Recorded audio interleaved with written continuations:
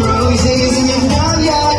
Oh, what things to say? What did I do? I love you.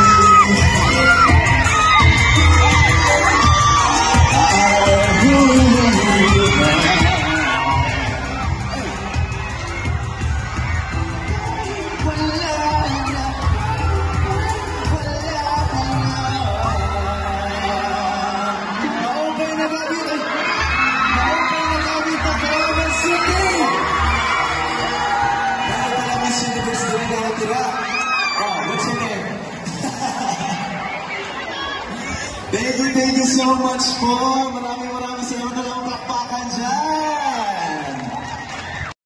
We have candidate number 6, Keisha Perez.